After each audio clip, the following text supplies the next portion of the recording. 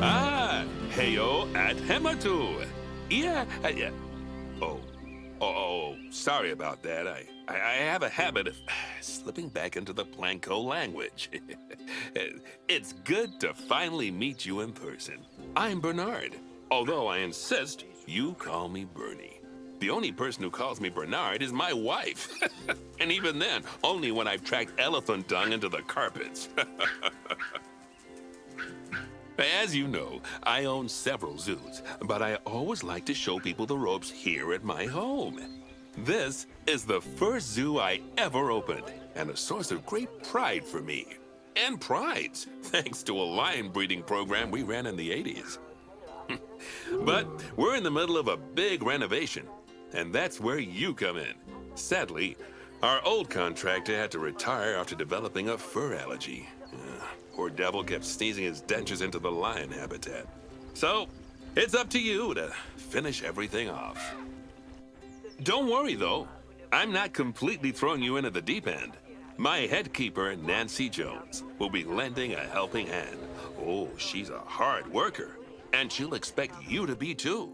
But I'm sure you'll get along like a house on fire, or even better, one that isn't on fire. Less shouting that way. Hello there. From that rosy, fresh face of yours, I'm guessing you're Bernie's new hire. Good. Now, I hope you're ready to ditch your diploma because we're about to get really hands-on. But before we begin the real work, how about we familiarize you with the zoo by learning how to fly around it and visiting some of our beautiful animals.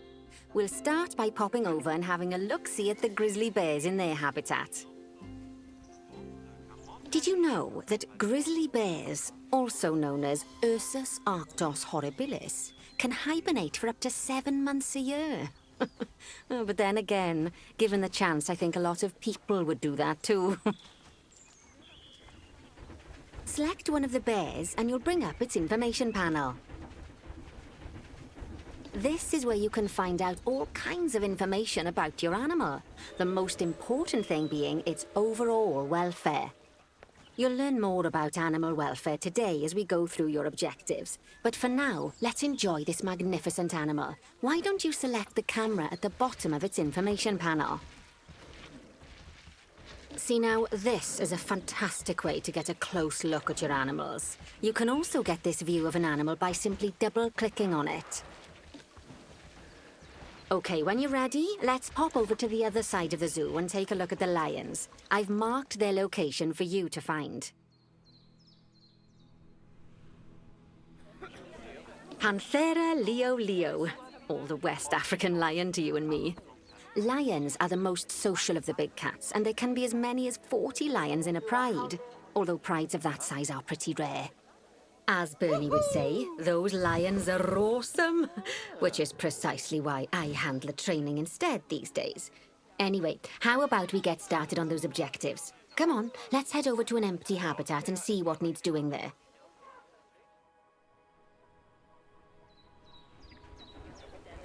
As you can see, it's a lovely space for animals, but it's missing a certain something. Well, 2 somethings.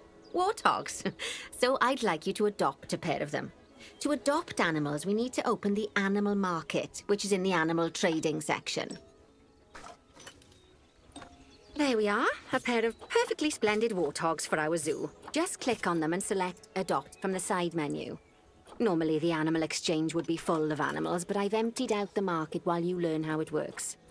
The last thing I need is you accidentally ordering a dozen elephants.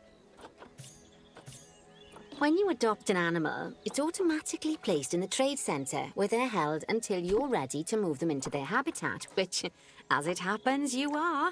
So how about you move them into their new home? When you ask for an animal to be moved into a habitat, your caretakers will go to the trade center, collect your animal and deliver them to your selected habitat. I've marked the trade centre's location, so let's go and watch the caretakers in action. Well, as you can see, those caretakers don't hang about. They'll move those animals to their destination as fast as possible.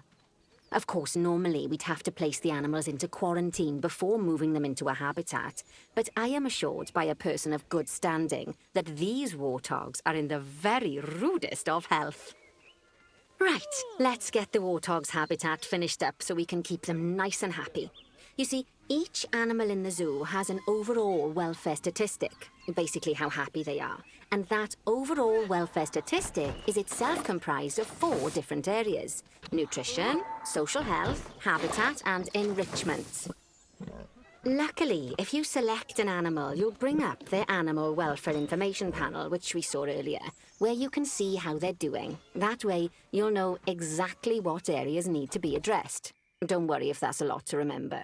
You can always check the Zoopedia for more information. Let's start by making sure we're taking care of the warthog's nutrition welfare. To do this, we'll need to place a food station and a drinking station. Now, each animal requires a different type of feeding station. And for the warthogs, it's a small feeding trough. So let's add one of those and a water bowl. Animals also require stimulation to keep them happy. Let's add a lovely mud bath for the warthogs to roll around in. That bath will count towards their enrichment welfare, specifically their toy enrichment welfare. Oh, nice work. You've got a knack for this, I see. Now, our contractor had to leave in a hurry, so this place is in a fair old state. Unfinished thingamajigs and whatsits all over the shop. But the first thing we need to finish is the ostrich habitat. It's over near the hippos. Ah, that's more like it. A quick break. Sometimes it's a good idea to pause the game whilst you're doing something which requires your concentration, because it'll stop the zoo spinning out of control while you're looking the other way. Let's keep the game paused while we get this ostrich habitat built. Okay, job number 1 here is to add a habitat gate before we complete the barrier. Every habitat needs a habitat gate. After all, how else would the keepers get in and out? Just make sure it's hooked up to the path so the keepers can reach it. Good work! Remember, before you can place animals in any habitat, it has to have a full loop of connected barrier. Now, you've probably noticed that guests can't actually see into this habitat at the moment. At least not without a stepladder. But seeing as they're banned, I'd like you to select a piece of barrier and swap out the brick for a glass barrier, so the guests can see in. There we go. Adding in more windows gives guests even more opportunities to see the animals in a habitat. It's always best to make sure the guests can get a good view into a habitat from the path they're walking on, because it makes them happy, and because this would be a pretty terrible zoo if they couldn't. The last thing we need to do is to add a donation box. You see, when guests enjoy the view of an animal, they'll make a donation. Just make sure you put them in easy-to-reach places, like near a viewing point. Donation boxes are one of the main sources of income for the zoo, so make sure you remember them. While we wait for them to be collected by the caretakers and brought to the habitat, you should get it ready for them. Add a suitable feeding station, water station, and an appropriate food enrichment item. It's often best to place things like enrichments and feeding stations near to the habitat perimeter, so guests can get a really good view of the animals.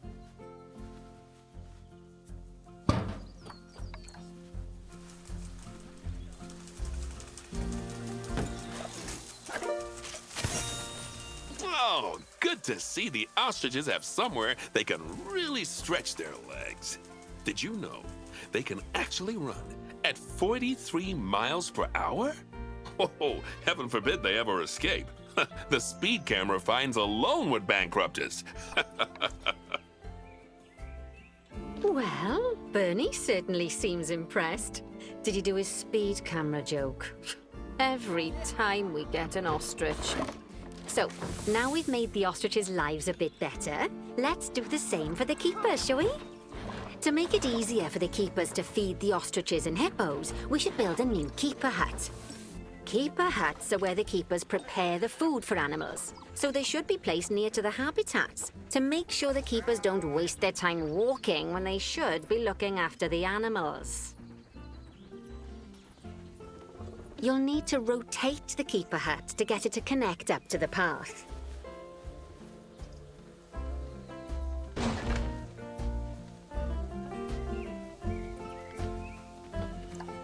This keeper hut only has space for one keeper, but the larger keeper hut can allow multiple keepers to prepare food at the same time. Oh, but bear in mind that keeper huts and other staff facilities shouldn't be placed near to areas where there are lots of guests. Guests don't like seeing facility buildings, and it can affect their happiness. Negatively. In case that wasn't clear. Something that all facilities, shops, and a whole host of other objects need is power. And that obviously includes your newly built keeper hut. So let's place a transformer next to it, shall we? Now, the reason everything has gone blue is because you're using the power heat map. This map allows you to see what is and what isn't powered in your zoo. So once you've placed your transformer, you can click in the bottom left to turn the heat map off. Lovely work. Now the keepers can start using the hut to prepare food, and thanks to where you've put it, they won't need to walk very far to deliver it to the ostriches and hippos. Let's get on to your next objective then. Bengal tigers. We want to adopt some, but I'm afraid there's nothing ready for them yet. Head on over to the plot of land I've marked out. It's not too far away. Righty, your next job is to build a habitat. From scratch. And concrete and glass, I expect. So, go ahead and build it. Just make sure that the habitat includes that big hole we've dug. Oh, and don't forget to add a habitat gate to the barrier. Oh, and make sure the guests will be able to see the tigers.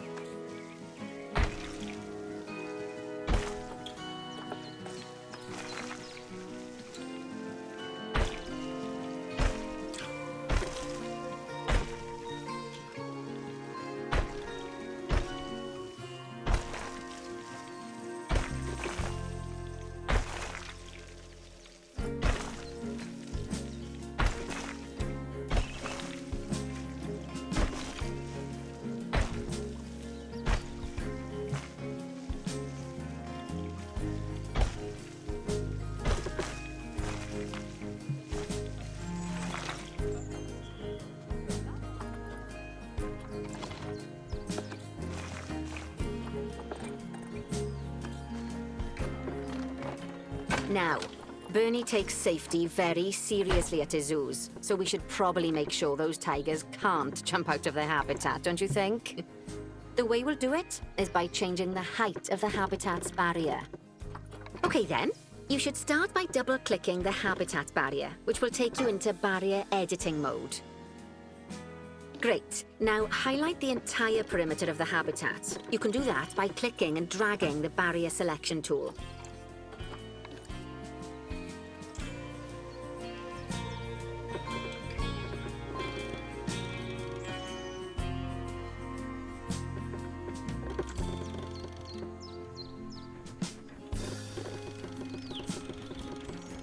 Now you've got all of the perimeter selected, you can increase the height of it by clicking and dragging the barrier height tool upwards. You'll want to make sure it reaches a height of at least 3.7 meters.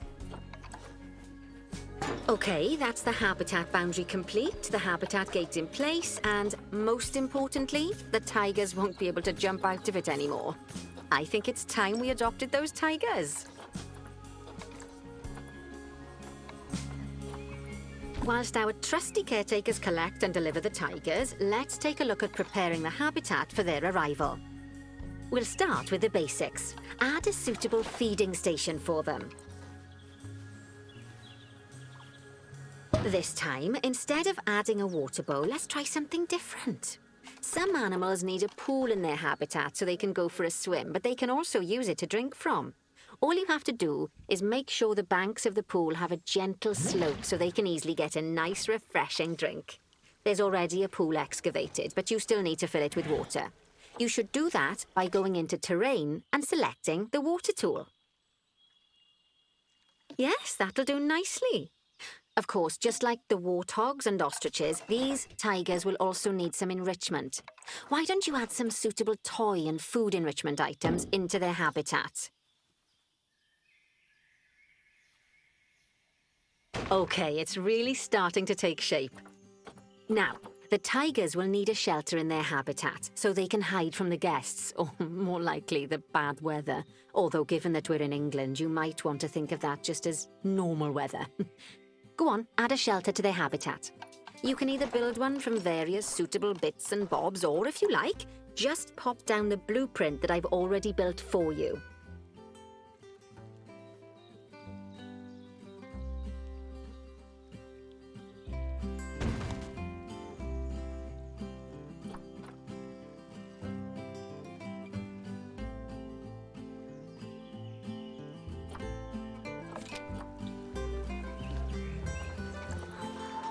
Oh, poor Dabs.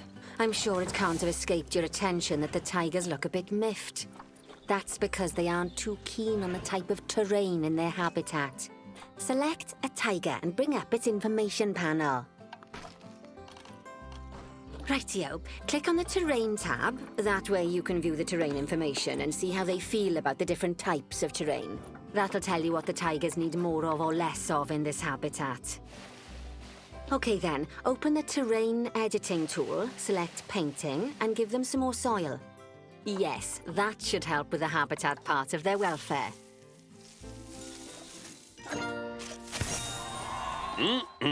They say the good fences make good neighbors. I guess that's doubly true when one of the neighbors is a Bengal tiger. Still, those tigers look so happy that I doubt they'd leave. Even if you did poke a hole in their fence. Oh, but for heaven's sake, don't test that theory. Right, let's head over to the Indian peafowls. I've been told that we need to improve their social welfare.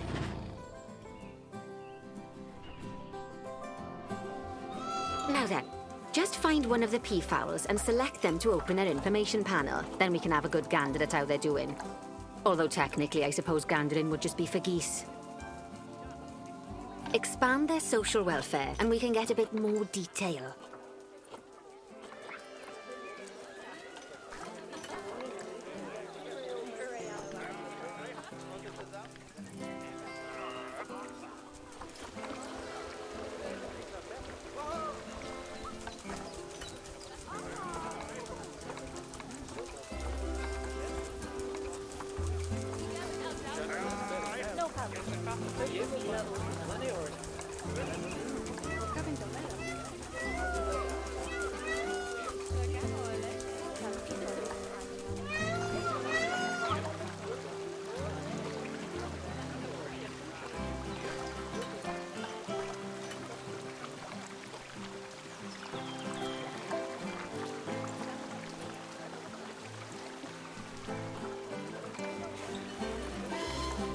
Expand their social welfare, and we can get a bit more detail.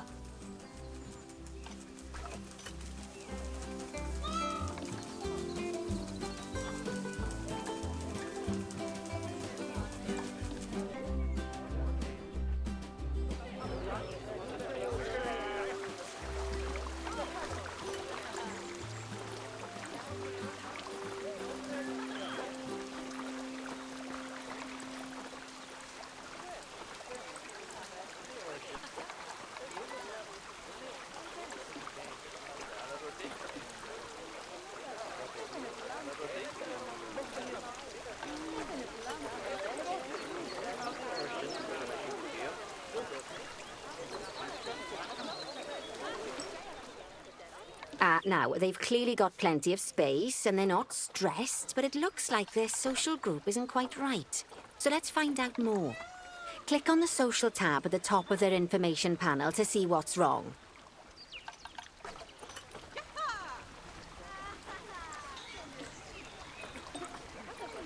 Right, as you can see, the peafowls need their population to be larger.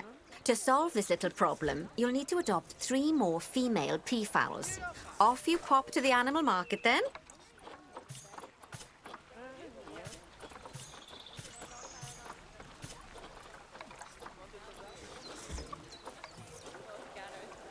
Good work on those peafowls. I expect they'll be delivered soon.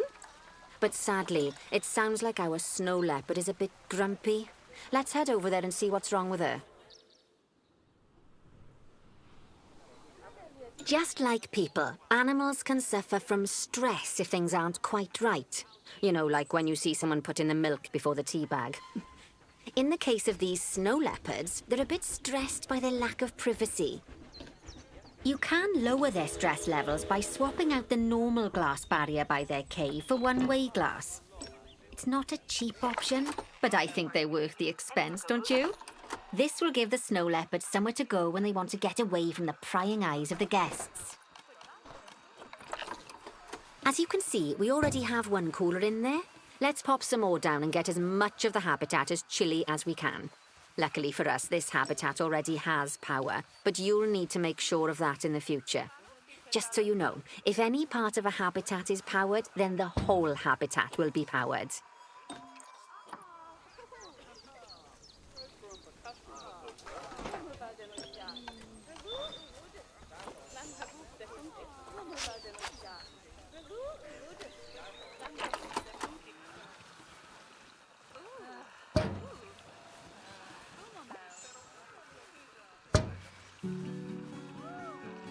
You can find heat maps for all sorts of helpful things, so do be sure to explore them and make good use of them. It'll take a little while for the temperature to adjust once you've added coolers or heaters, but now we've got the coolers in, we can address the leopards' terrain welfare. You see, what the leopards really want in here is snow and rock, so let's make that happen. Now then, all of that should give you a pretty good understanding of how to make animals happy.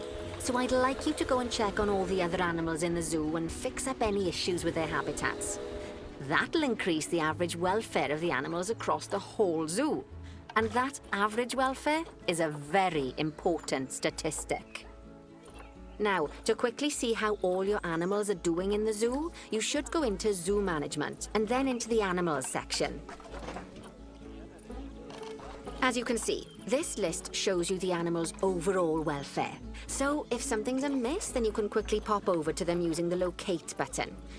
Right, I'm off for a cuppa while you make sure all the animals are well looked after.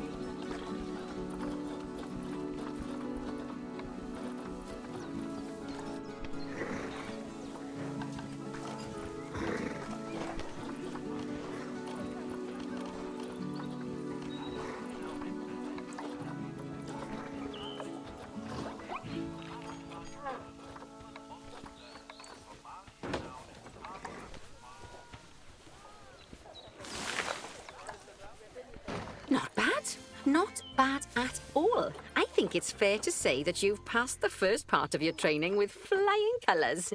There's still lots more to learn, but we'll have to head to another one of Bernie's zoos for that. If you want to grab your passport, we'll head off, shall we?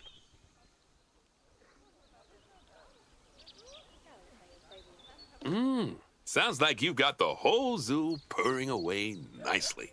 Well, purring grunt.